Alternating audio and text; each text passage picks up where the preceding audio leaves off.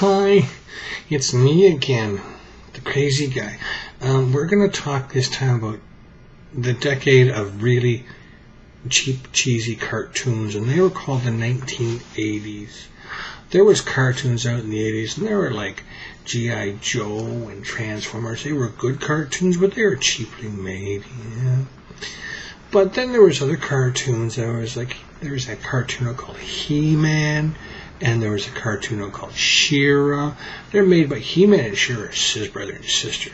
And then there was a cartoon made called Thundercats. And then there was the Silverhawks, and then there was Brave Star. These were all cheaply made, yeah. But anyways, you got He-Man, and he was a guy named Adam, and he had this magic sword. He lifted up the air. He said, "By the power of Grayskull," he was this big muscle-bound guy, and his name was He-Man. And anyways, He-Man was a good series. It was quite popular, but then the company that was making it, they did something silly. Yeah, you know what they did? Instead of making more He-Man, they decided to yank He-Man and concentrate on making She-Ra, because they figured they already nailed the little boy market, so now they got to get the little girl market, and that's bad. They should have just stuck with He-Man. Yeah, and then you got the Thundercats, and it was just like the same thing. Thundercats was good. And in the Thundercats, you had Lion-O and Cheetara, Panthro, Tigra, Wily, Kitten Cat, and this annoying little thing called a Snarf, and Snarf is just annoying. and it was all well and good.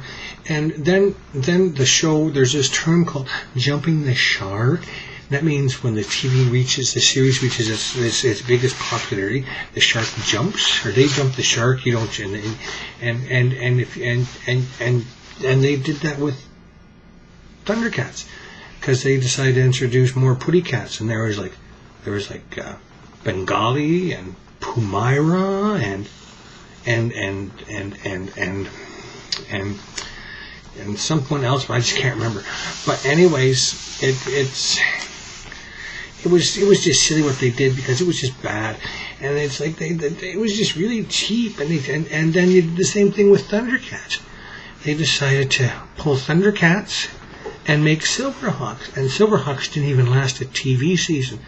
Now, mind you, a TV season for cartoons that were made on a daily basis back in the 80s, there's 55 episodes in a season, not say we only got 13 episodes in a cartoon season.